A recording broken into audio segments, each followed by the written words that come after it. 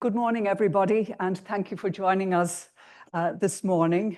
I'm very pleased to welcome you to this IIEA event, which, as most people will probably know, is part of the Future Proofing Europe project, which is supported by the Department of Foreign Affairs and Trade. And we're delighted to be joined today by Minister Joakim Strand, who is Minister for European Affairs, Ownership Steering of Finland, to whom I'd like to extend a very warm welcome, both to the Institute and, I understand, to Ireland, because it is your first visit.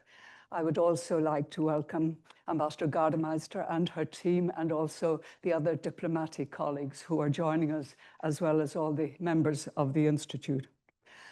Minister Strand will speak to us for about 20 minutes or so on the topic of Finland's future ecosystem in a European context, and drawing on tools of strategic foresight to elicit Finland's vision for future-proofing Europe.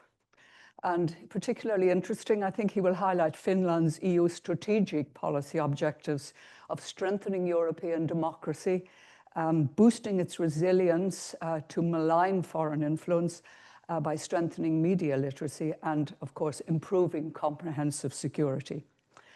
For those joining online, you'll be able to join the discussion using the Q&A function on Zoom, which you should see on your screen. And please feel free to send your questions in throughout the session, and we will come to them once Minister Strand has finished his presentation. And of course, after the presentation, we will go to Q&A with our audience for the remainder of the hour. And just to remind that today's presentation and the Q&A are both on the record. And also, please feel free to join the discussion on Twitter using the handle @IIEA.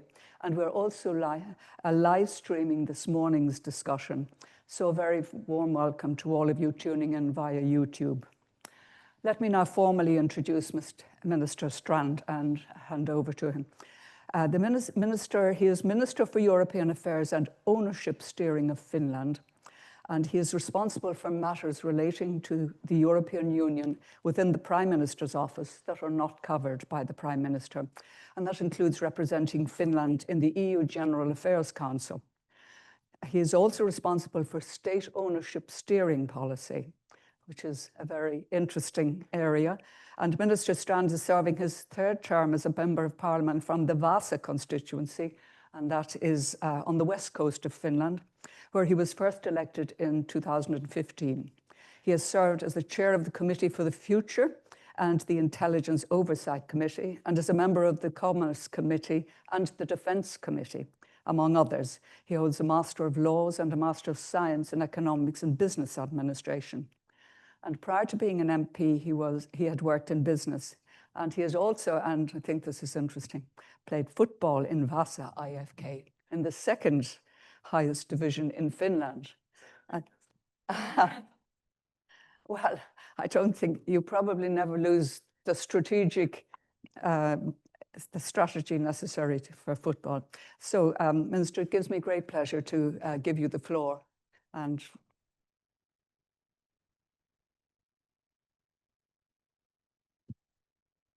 Thank you very much for the very warm welcoming. It's actually my first time in Ireland, and one of the things I have heard is that the sun is always shining here. And as we see today, that's true.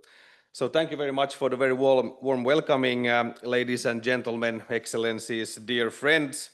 It's an honor to be with you at the Institute of International and European Affairs to speak about Finland's futures ecosystem, and more importantly, about how Europe can future-proof itself in a decade that refuses to be predictable, as we see today. We are living in an era where the challenges of the 21st century, climate change, depletion of natural resources, poverty and inequality, overconsumption, trade tensions, and geopolitical distress demand action, comprehensive approaches, and visionary leadership. We must support multilateral cooperation and a rules-based international order to create a sustainable, inclusive, and low-carbon world for future generations. And we must recognize that sustainable growth is impossible without tackling climate change and biodiversity loss together. Climate urgency and growing energy demand create a critical need for smart, scalable technological solutions. Innovation and new technologies are not just economic drivers, they are essential to sustainability and to resilience. That's the context in which I want to speak today about Europe's futures ecosystem. By this I mean the people, the institutions, infrastructure, and narratives that give a society the power to anticipate shocks, adapt quickly, and act together. At its heart is strategic foresight, not future telling, just disciplined methods, horizon scanning to catch weak signals, scenario planning to test how we'd act if the improbable became inevitable, stress testing to reveal where systems bend and break. Foresight doesn't remove uncertainty, it shortens decision time and expands our choices. Finland's vantage point is shaped by geography and history. We are a small, open, northern nation with a long land border to the east and deep reliance on the Baltic Sea. Our resilience is not only toughness, it's cohesion, trust, shared facts, and the habit of organized cooperation across government, business, and communities. That's the spirit I want to bring into today's European conversation. So let me structure this argument in three parts. Number one, strengthening Europe's democracy and civic skills. Number two, boosting resilience to malign influence, not only by countering manipulation, but by communicating better also ourselves. And point number three, improving comprehensive security, especially in our northern neighborhood. I'll then close with how foresight can be turned into action with lessons from Finland's own experience. Europe's strength begins with confidence in democracy, the rule of law, and fundamental rights. These are not add-ons, they are the source of legitimacy. Yet they are stressed daily by manipulation designed to polarize, exhaust, and sow doubt. Authoritarian actors exploit what makes us open: free speech, plural media, and debate. Their aim is not one particular lie, but disbelief itself. The first element of a future's ecosystem is civic power. In Finland, media literacy is embedded across the core curricula from early childhood through adult education. But it's not just schools. Libraries, youth clubs, museums, NGOs, media, and businesses all play a role. The habit we teach is simple: stop, think, check. Yet literacy alone is not enough. Without independent journalism, democracy backslides silently. That's why Europe must support plural and also local media. And democracies must apply foresight to themselves. It's cheaper to fix a policy on paper than to fix it in the streets. Much of our response to disinformation is reactive, but resilience is also about narrative. That means shared EU member state messages on defining issues: Ukraine, competitiveness, security, digital and green transitions, enlargement. It means audience-first communication in plain language. And it means credibility, the strongest antidote of all. If our policies are coherent and our delivery is visible, our story tells itself. Finland works with EU partners, NATO, our Nordics, and like-minded countries against foreign information manipulation. We also export resilience, sharing tools and training with partners beyond Europe, including the Global South. Resilience is a public good. The more of it there is, the safer we all are. And resilience is not a posture you adopt in crisis. Resilience is a culture. You build it before the storm and you maintain it between storms. Security today is physical, digital, and cognitive. On Europe's northern flank, we live this daily. Three risks especially stand out today. First, GNSS interference. For instance, a ferry captain losing confidence in position on a winter night is not an abstraction. The shadow fleet, we have aging, under-insured vessels that combine sanctions evasion with safety risks. Undersea infrastructure, if data is the bloodstream of our economy, subsea cables are the nervous system. Europe's Cable Security Action Plan has the right design, but plans must become capacity. Recent incidents like the Estlink 2 remind us every minute saved in detection and every day saved in repair translate into economic value and strategic credibility. Estlink 2 is the cable between Finland and Estonia, electricity cable. Comprehensive security extends beyond the sea. It means civil protection, cyber defense, supply chain robustness, and legal authority to act fast when reality moves faster than process. That is what citizens expect. So what does a future-proof European agenda look like? Here Finland has some experience to share.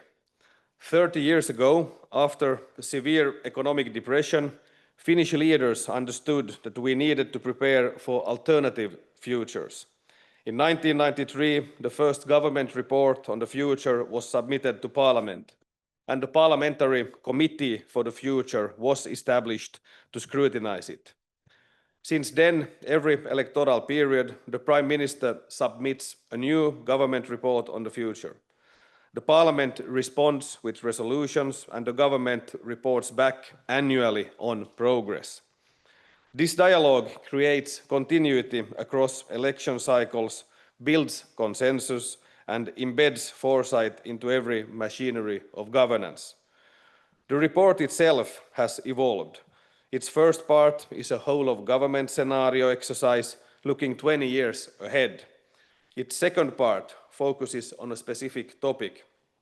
All ministries analyze implications for their sectors. So this is not an academic exercise, it's a very practical framework for preparedness. Independent audits have confirmed that this process has strengthened foresight capacity across government and harmonized practices. And crucially, it has created a culture of acceptance. Foresight is not a partisan luxury, but a core responsibility. But even Finland is not perfect. The tyranny of the short term still distorts politics. Decision makers everywhere, including in Finland, need better futures literacy, more strategic planning culture, and greater capacity to deal with discontinuities and surprises. Effective foresight requires methods, time, resources, leadership, commitment, and integration into decision making. It requires open dialogue, external expertise, and networks. Above all, it requires freedom from political manipulation. Foresight must illuminate choices, not justify agendas. This is the challenge Europe faces: how to institutionalize foresight so that singular events are connected to broader strategic contexts, and governments can respond not only faster but better and smarter. So Finland's offer and our asks. Finland offers three things: a whole of society media literacy model, regional leadership on Baltic undersea resilience, coordinated strategic communications with the EU, NATO, the Nordics, and like-minded partners, and a willingness to share our foresight processes globally. And we ask three things in return: launch and fund Europe's democracy instruments, resource the cable security agenda on both Baltic and Atlantic coasts, maintain momentum on Ukraine, defense readiness, and an innovation-centered single market. So let me end with a picture of a future's ecosystem. Imagine a Europe where classrooms teach students to stop, think, and check, where local media tell the stories only they can tell, where citizens feel spoken with, not spoken at. A Baltic Sea and an Atlantic coast where cables are protected by design, where interference is detected quickly, where repair capacity is as expected as fire brigades. A European Union where every major initiative has been stress tested against multiple futures, so when the world sighs, Europe pivots. That's not a naive optimism, it's practical ambition.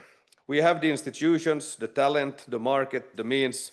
What we need is the habit of foresight, of partnership, of delivery. In Finland, we compress preparedness into 3 verbs: learn, link, act. When we learn together, we also see the future together. When we link across borders and sectors, we can move together. And above all, we act together so we can shape the future that follows.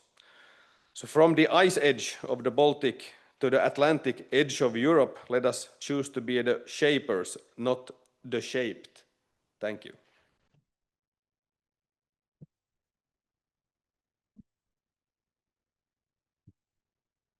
Thank you very much indeed, Minister. That was really very interesting from the Finnish point of view. I think there is so much that Europe and indeed Ireland can study and learn. So the floor is open for questions now, and we look forward to putting them to the Minister. So we have 3 already. Yes, Heather, do you want to?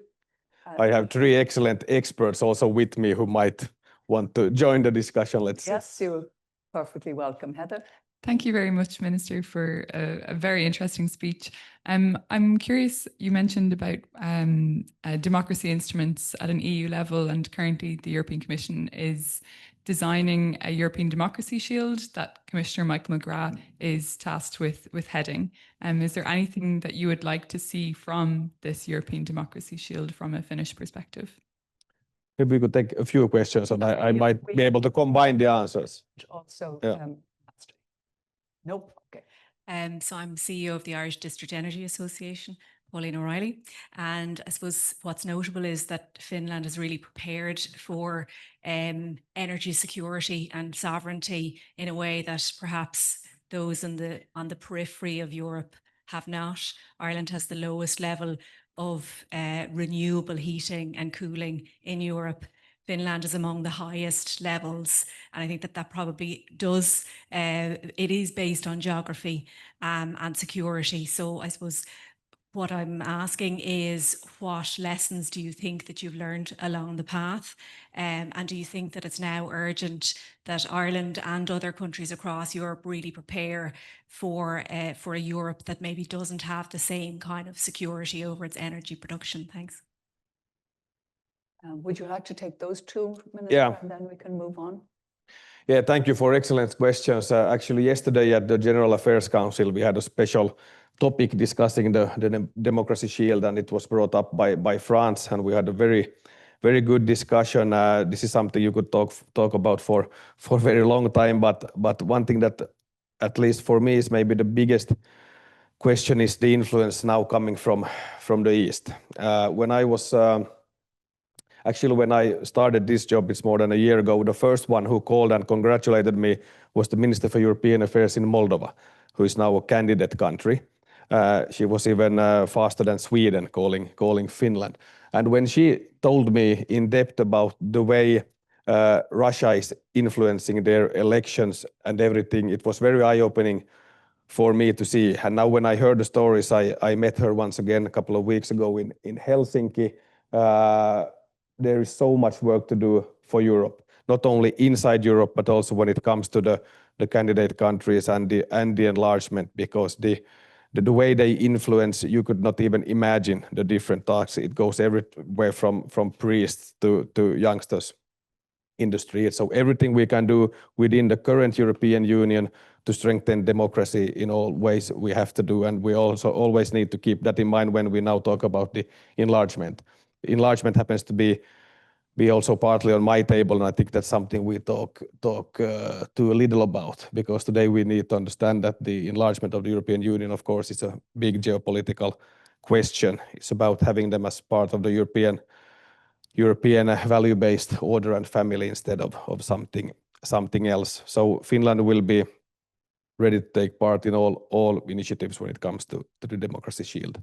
Then about energy security, for us, if we think about the history first that we have with our eastern neighbor, my grandparents from both my mother's and my mother's sides have been to war with Russia.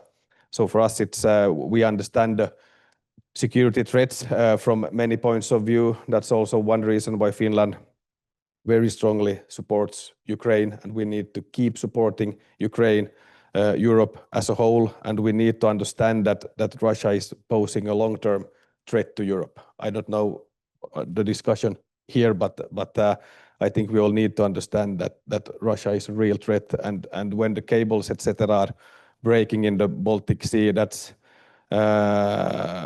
something we need to take extremely seriously, and that can happen anywhere. So that's why the energy systems for the future, they need to be built in a much more resilient way. They need to be to some extent also decentralized, even though they are interconnected. You need to have the tools also to repair in different parts without having total blackouts, etc. And that needs it means that you need to design them somehow partly in a new way, because we know that even today energy systems can because the problem when it comes to energy is that we usually don't have a systematic view. We look on it on a local level, or then we look on it from a technological point of view, or then we look on it from an ideological point of view. Do you like nuclear or not? Do you like wind power? When you have to see it as a system, you need to have all the balancing functions, and you need to be able to repair fast, and you need to be able to be on top also when it comes to research and innovation within the system. Because of course my dream is that Europe will fix the energy challenges also for everyone else in this world, not only Europe, but European companies should be the ones that also export the knowledge to the rest of the world. When now emerging economies in the global south are building up their societies, we could and should have European companies building those systems. So that's what we also need within Europe, to focus more on research, development and innovation when it comes to energy, because that's the only way also to understand the security point of view from a practical level. Because when the lights are off, it's not enough just to philosophize, then you really need to know which buttons to push. Yes, that's a sobering thought, Minister. I'm going to take a question from the members online, from Seamus Allen, who's a member of the Institute. And he asked if you could speak a bit more about how to have useful strategic foresight when it comes to the unknown unknowns. How can being better prepared for crises we have faced in the past makes us better for crises that are totally unanticipated? And of course, Finland has had crises in the past, and you have developed a very forward system for dealing with it, as you have outlined. And I think we here would be very anxious to know how you put that into practice and, as I say, make yourselves prepared for truly unanticipated crisis. A very, very big question as well. I think the number one point is cooperation. First of all, you cannot work within your own bubble or within silos. You need to work with the businesses, you need to work with the government, you need to work with also the citizens. So you have to have a whole of society approach to foresight, and also the way you will then prepare for different types of scenarios. And I think that it's very important that you really sit together with time, and that you call in the best experts also to analyze possible future scenarios, because usually, even though you work in a way it's a negative starting point because you are preparing for crisis. But when you analyze the future trends, you also see the possibilities. What can be done better? You might get some new business ideas etc. And I have noticed in the parliament, when we have the committee for the future, I was chairing it for 4 years also, when you have people from it's the only committee in the Finnish parliament, obviously, where you have not voted for 30 years. You never vote. You don't look right or left. You only look straight ahead. And when you get people with different backgrounds, different political parties, etc., to think about the future together, then that's something they also bring with them when they go to the committee for healthcare or committee for education or committee for defense. So I think maybe the most important thing is cooperation between all actors in society. At Finland, we have been extremely well prepared. This is just an example. We've been extremely well prepared when it comes to, of course, through our history, when it comes to traditional crises like a war. But then when we think about the corona, COVID, the pandemic, we were not that well prepared when it came to all these masks, etc., as the rest of Europe. But then we ramped it up very fast, everything from own production to imports, etc. But when I look about the Committee for the Future, our reports, we had in 2007, we had a report on Russia. And when I read that today, also Ukraine is mentioned. And then my question is, why does no one read these reports? 2007 already, we have 3 scenarios for Russia, which were more or less the worst scenario was what we are seeing today. Then we also mentioned in 2016 a report where a lot of time was spent on pandemic. Then it came in 2020. So maybe one takeaway is that when we do this foresight work, we have to make sure that at least key stakeholders also read the reports. Thank you, Minister. I think, Ian, you had a question. And another one over here. We'll take 2 together. Yes, so my name is Keith Fitzgerald. I'm the security and defense researcher here, and I spend a lot of time thinking about subsea cable protection. And one of the things that Finland has naturally pioneered the whole society approach to comprehensive security and has quite well established public-private partnerships. One of the things that I've noticed from interacting with cable operators or people who operate offshore wind farms is that generally they're quite hesitant about installing sensor systems military sensor systems, which though might improve their security and the picture that the state has of maybe the Baltic Sea, they still might be quite hesitant because it might make their assets a target. How, in your experience, how have you managed to build a partnership with cable operators? Is it just been that since the Baltic Interconnector cut that they're maybe more willing to interact, or has there been well-established partnerships before that? So it's just here my question.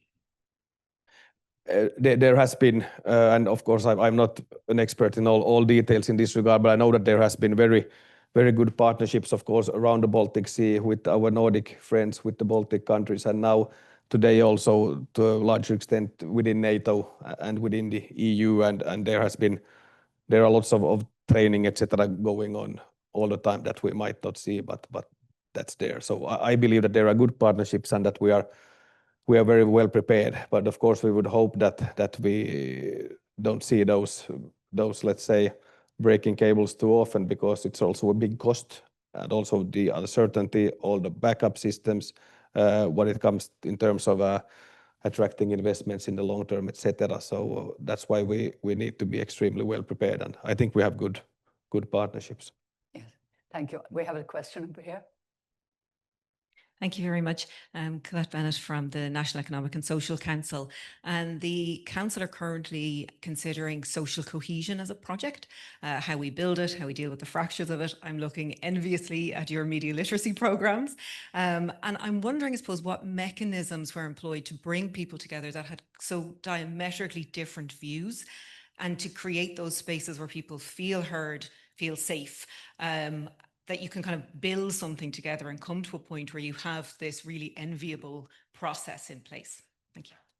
And there was a questioner in front, I think. Yes, thank you. We might take 2 minutes, if that's all right. Tyga Mahoney, University College Dublin and University of Turku. I have a question regarding bringing in a kind of a culture or a practice of foresight. You could say, in some ways, maybe the EU in general and Ireland in particular are beginning on that journey. Finland has more than 3 decades of embedding it into governance. And some people would say things like analysis and capacity building, a culture are really important. Maybe if you could comment on what you feel from the Finnish perspective is really important in embedding that culture of foresight for an anticipatory governance. As you can see, we're very interested in building on and gaining from your experience, Minister. Yeah, first, if you think about the social cohesion and how you can get people together, I think the most important things is to start when kids are small. I mean, when you have within the education system, you have everyone. So that's where you should start when it comes to media literacy, etc. And of course, in Finland, the last time when we have let's say everyone born in the same year together is in the army. So we are also now working on what you could do more. Of course, most of them are men, but we are now thinking also that you could have some kind of gathering for the females. So it's important to do everything you can within school. But then when you come up, if you think about public administration, I think it's extremely important to try to work against let's say the worst forms of polarization. You have to have a culture when you can debate, when you bring people together. That's why a committee for the future where you don't vote for 30 years, even though you are right or left or green or blue. I think that's very important that you try to have a whole of society approach in everything you do. And when it comes to the education, we also in Finland, we try to, when you talked about energy, I just want to give you an example. There are lots of things you can do also within regional ecosystems. If you have an area where they are extremely good at energy technology, you have another area where they are extremely good in when it comes to digitalization or forest industry. You can make for the kids, even in kindergarten, you can have special programs when you try to create interest broadly for this phenomena. For instance, we have in my home city, we happen to have an energy education strategy where young people through gaming learn about energy in a fun way. We try to create, not everyone needs to be an electrical engineer, but you try to create interest, how you can be able to, with technology, solve the climate crisis. And it goes from, when people are 5 years up to the legal faculty at the university who is focusing on energy law. It's just an example how you can, in different regions around the world, you can create expertise that also bring them together in new ways.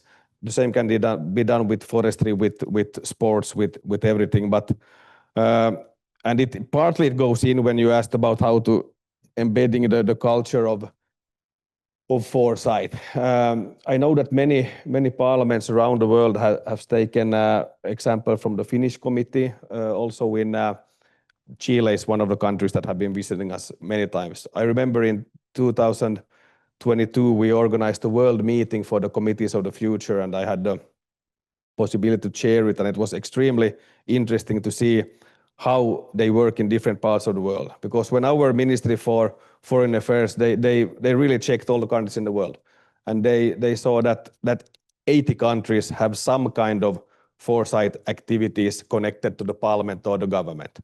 40 of them was something close to what we are doing, but I think it was only around 15 that has committees for the future with only parliamentarians within the committee. The other ones were more like think tanks or maybe connected to the Prime Minister's office, etc. But I think the more we get of these committees where you have people elected directly by the, or you have politicians elected directly by the people, I think that's the most effective way to also in a way embed this to the bureaucratical part of governments, when they see that that's something that people who have lots of followers, etc., talk about these issues. I think it's extremely important that we have leaders who want to talk about these things, because as I said in my speech, it can not only be an academic exercise where a small elite writes beautiful reports to one another that no one reads, and then when you have a crisis, you don't have masks. Yeah. Or you don't know where Ukraine is. That's interesting, Minister. Yeah, we're trying to ally with business when we're talking about defence. We have a number of seminars running at the moment. I have a number of questions which I will take from people online. Following up on what you were talking about, energy, I have from Donal O'Brolacon, he asks, has the idea of a European electricity supergrid been discussed at European Council? If so, what is the current thinking on this idea?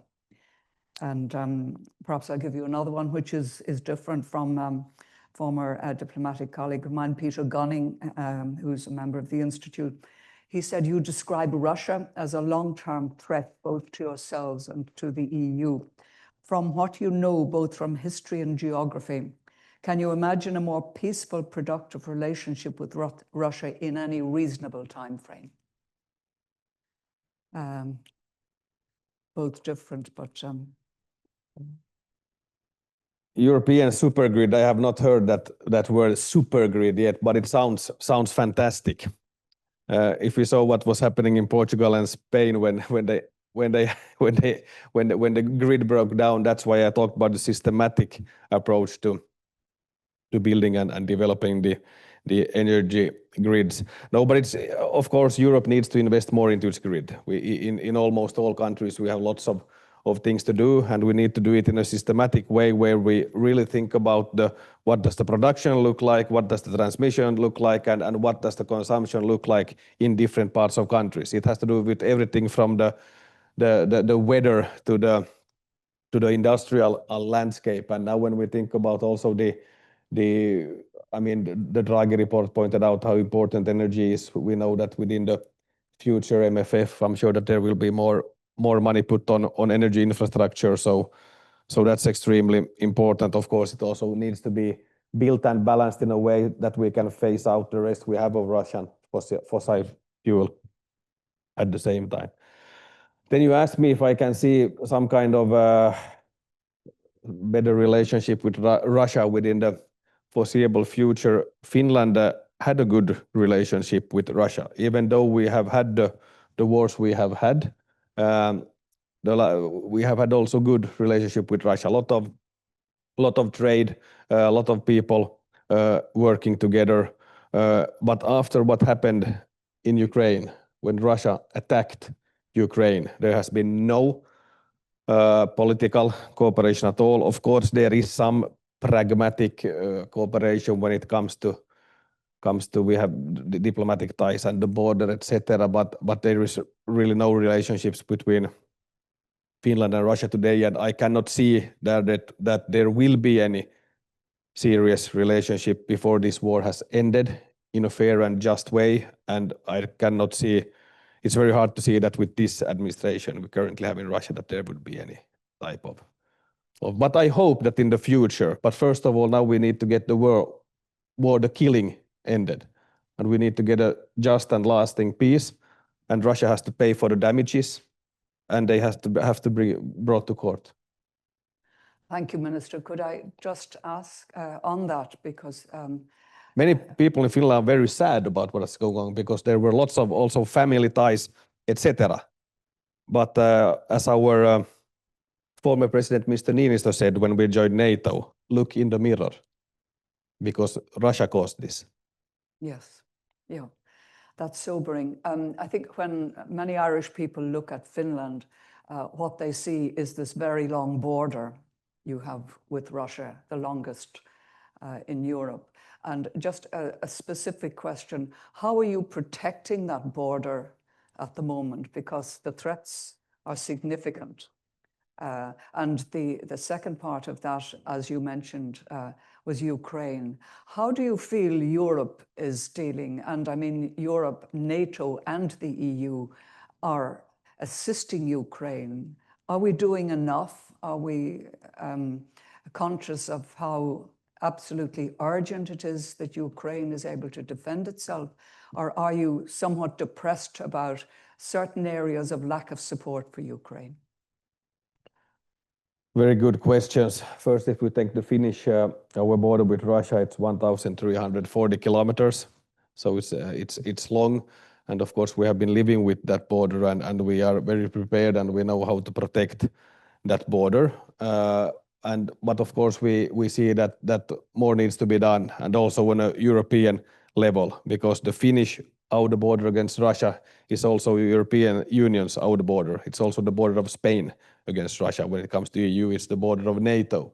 So it's our common interest to strengthen the border, even though we are doing a lot. And the border, by the way, it's closed at the moment. There is nothing moving there, but of course we need to, and we are doing a lot when it comes to surveillance technology, etc., building fences. But more needs to be done, and also we need to have some kind of maybe new solidarity. If we think about from a financial economical point of view, lots of money within the EU has gone from the more northern parts to the south, as we know, when it comes to cohesion, etc. Now the countries from the south need to be able to support the border investments related to EU's outer border. So there's a lot that has to be done. And we were actually with my friends who are here today, we were visiting one of the border stations together with the Commissioner Serafin from the European Commission. We went with the helicopter from the border guard, and we had been around 15 minutes in the air when we felt the GNS interference from the Russian side. So it was a good way for us of showing to the Commission how close it is and how real it is. So without excellent pilots, it would not have been that easy to land. So there are lots of things that needs to be done. And when you talk about supporting Ukraine, of course, the European Union has done a lot. That we have to say that the EU has done a lot, both when it comes to financial support, when it comes to all the sanctions packages. We are now preparing, is it the 19th sanctions package against Russia, and also when it comes to coordinating other types of support, of course, military support, etc. I sometimes think that what if we would not have the European Union today? What would this look like? I think it's extremely good that we have a body like the European Union who is able to support. And of course, when it comes to the EU and supporting Ukraine, also as our excellent President Stubb said here at some occasion, that one of the best security guarantees is also to get Ukraine as a member of the European Union. And that's why we need to now open, our view is that we need to open the negotiation clusters now with Ukraine, and of course also with Moldova. But when it comes to the situation on the ground, I think what we see today is not very positive. I don't see any signs that Russia wants peace. So we need to keep supporting Ukraine, and we need to keep putting more pressure on Russia, because somehow we need to get this ended. There are close to 1,000 people dying per day, per side, many weeks, and that's public information. Yeah, that's the reality. I have several questions here. On polarization and cohesion from Seamus Allen. Can you talk about the difficulty of achieving common EU positions at EU foreign policy level? Now, I think you have suggested in the past, Minister, that you might favour for certain areas of common foreign and security policy, perhaps a majority voting. Perhaps you could give your views on that. It follows on, in a sense, the earlier question. Yeah, it might be good to have the possibility of majority voting in some situations, because otherwise I think that we will see more coalitions of the willing in different policy areas. But still, I don't think that. I mean, it's voluntarily to be part of the EU, and I think that we need to keep in mind that we have to keep the team together, and we need also to understand that the countries are different and that they have a different history, and also it's very easy for some countries to say that, okay, we need to get rid of, for instance, Russian fossil fuels. But if you have been totally dependent, your whole society of that, then it's not something you do in a day. Energy doesn't work that way.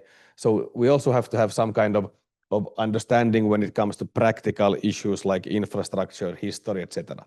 But then what I don't understand is when some also current member states when they play with the Eastern forces in a way that I don't think is fair against the European Union. And when it comes to enlargement, also when we see signs that some countries might be blocking even opening the negotiation clusters with Ukraine, I don't think that is fair. And and we know which country or sometimes countries this concerns. So I really hope that EU could have a stronger unity when it comes to the common security and foreign and security policy, and that's something we need to take also very serious now when it comes to the enlargement process. All the countries also in the Western Balkans need to understand that if you want to become a member of the European Union, then you are a member of the European Union, and then you need to adapt to our common foreign and security policy.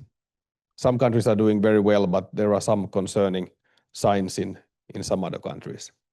Yes, that's obviously a big issue. We had last week the Deputy Prime Minister of Montenegro, who was very hopeful that they would be able to move forward and actually be members in 2028.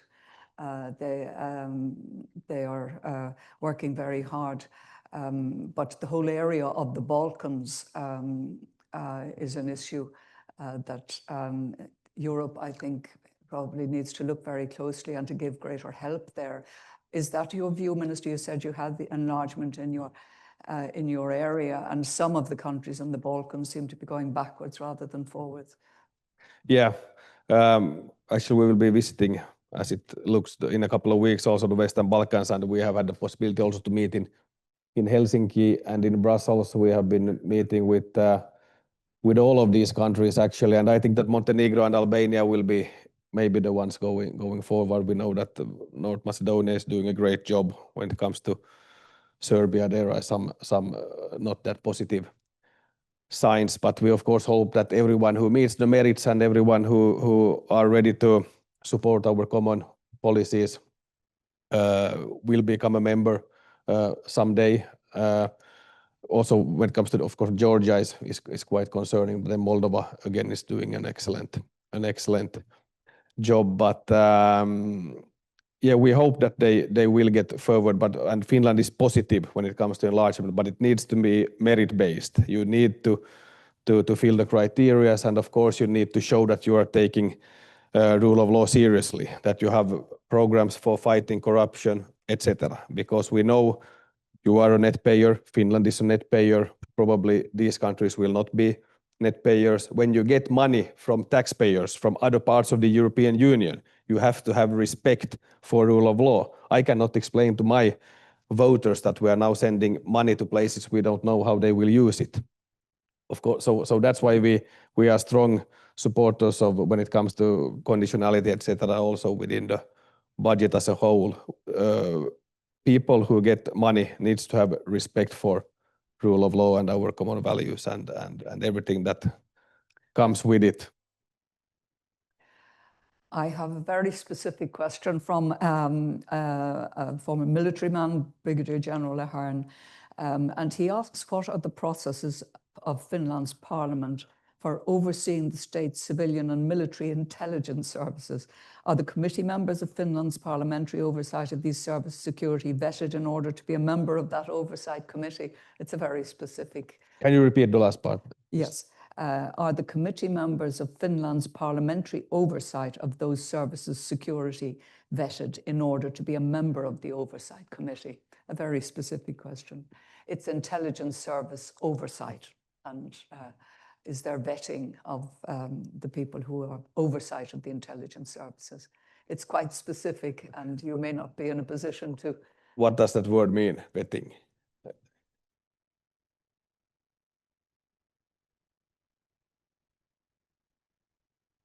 Yeah, I understand, but I think if it was something about checking their backgrounds or something. Yeah. Yeah, that's what I meant. Yeah, yes, we are. Yeah, because I was, for 1 year, I was chair of that committee and Oh, yes, you were chair of the defense committee. So the Intelligence Oversight Committee, because when when we have elections in April, then we all have the government negotiations, and then most of the committees or everyone else starts their work immediately. But this Intelligence Oversight Committee usually starts in the autumn, because you are checking the backgrounds of the members. Of the members, yes. So Yes. that Yes. and only, let's say, because I have been one of those whose background has been checked, I know that when you get the letter, then you have the possibility to, let's say, withdraw your interest for that committee if there would be something. So if there has been something, then probably people won't know. But I know that there is. Yeah. I mean, we have everyone sitting there from the Finnish Parliament has gone through a background check. Thank you very much. I have a question here, and I know, Kian, we have two more questions. Maybe I'll take three quick ones together, Minister. We have too many questions. We need to keep you for a longer time, but I know you have a schedule. Next time I will bring my golf clubs. Right. I have a question again from Seamus Allen. In Ireland and elsewhere, there is growing frustration at the blocking of EU sanctions. What could strategic foresight at EU level have to offer when member states cannot even respond coherently to the present? As you probably know, there is the Irish position in Middle East, and our Taoiseach Minister is trying to get a European answer at the moment to the situation in Israel and Gaza. Extremely hard questions. I know that there are different points of views when it comes to, for instance, if we take concretely recognizing Gaza, even in the Finnish governments, there are some views of how and when it should be done. We have said that we will recognize Gaza at some point. We want to work for a two-state solution. That's something the whole of Parliament has agree on. Me personally, I think that we should have recognized Gaza already. We now joined from the France and Saudi Arabian initiative around the process for a two-state solution. That's something that Finland, of course, also has joined. Finland also, when it comes to the European Union, the association agreement with Israel, we are also open to discuss some kind of suspension of the agreement to relevant parts. So we are also moving. But I mean, the most important thing would be to, of course, return to the ceasefire. And now what we saw on the news also this night when we come from the Gaza City, it's not very encouraging. We need to get the ceasefire. We need to get the humanitarian aid through. We need to return the hostages, obviously, and of course international law has to be respected under all circumstances. I think the situation is absolutely terrible. It's even hard to watch. Yes, thank you. We have a question here, and I know, Kian, you had another question. Thank you. Donnacha Kavanagh from University College Dublin. I might just pick up to begin the comment about the supergrid. It's Eddie O'Connor's idea of a Europe-wide electricity network using superconductors. So that's the idea of a supergrid. But my question, I was very pleased to hear you talk about the Committee of the Future and the way in which Parliament in Finland has focused on strategic foresight. But could you talk a bit about maybe the agencies and the institutes and think tanks outside of Parliament in Finland that are part of that futures ecosystem?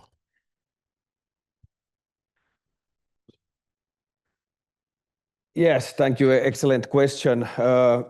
We have quite many different bodies that work with future foresight. We have some very strong within the university sector, especially University of Turku is strong when it comes to futures research. Then we also have a body called Sitra.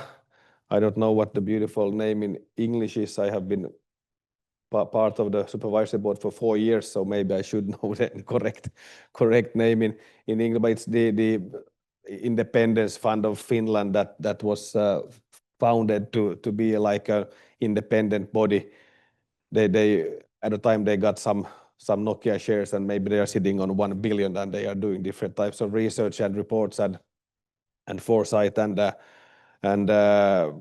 I was actually visiting Silicon Valley with them now for some time just before I started this position. But there are quite many bodies, and maybe one, of course, also I think also we could and should be better to coordinate all of these. But somehow also in a small country like Finland, when you are 5.6 million people, it's 1/5 of the city of Shanghai. Usually people know each other, and people who are interested in some policy fields, they usually tend to get together. So for instance, when I look about, and when I was a member of the Committee for the Future, I think almost half of the committee members were also sitting in Sitra. And then when I looked about the most ambitious, maybe some of the most ambitious researchers also when it comes to future-related issues in Turku, they also worked for the committee, etc. So I think that there is good cooperation between the institutions as well. Then I know that there are also, if we think about the cities and municipalities, and for instance also local companies, many of them do lots of very high-level future, let's say, scenario work when they do their own strategies, etc. That you can also use in other fields. And for instance, Business Finland, that is promoting exports and research and development in Finland, they have also very good work in this field. So me personally, I try to combine these, and I have used Business Finland's scenario works also a lot. And it's when I've been now more than 10 years also in the parliament, when you go, and more than 20 years on the city council level, when you go back and look at this paper and those scenarios, it's quite nice to see, because many of those things sometimes it's not nice to see, for instance, when it comes to Ukraine or the pandemic, but many also of the positive scenarios has gone forward when it comes also to the ambition to fighting climate change with technology, etc. So I think lots of good work is being done, and we need to maybe even coordinate it better. But then when it comes to trying to identify black swans, etc., it cannot be too coordinated, because you will not find them inside the box. You will find them outside the box. So there has to be freedom as well. One of the most interesting findings for me when I was working in one group was that for me, it was at least eye-opening to see how you could and should combine arts and culture with technology and innovation policy. And we had a very interesting guy who was showing examples that, for instance, when it comes to developing wind power and windmills, if the engineers would have understood to watch at 100-year-old pictures or paintings of birds and see how nature has shaped the aerodynamic with the wings, etc., you would have saved lots of time and resources when it comes to developing windmills, because the first prototypes were extremely stupid. If you had know how a bird works, you would have known better. And it has also to do with the roots of trees, how they are going underground. Also has it's something you can use when you develop metro lines, etc. So they are quite interesting way when you start to combine things. Yeah, Minister, I'm really sorry to say that we have reached the end of our session. We have by no means reached the end of our questions. I have questions about Finland's relationship with the United States. I know you have a defense relationship. That's good. Yes, and also I think you are allying with the US and Canada in building ships in Finland. I really had hoped to reach your education system, which is, I think, an absolute model, in particular educating young people to deal with, as you mentioned, the malign influences and misinformation. It seems really interesting.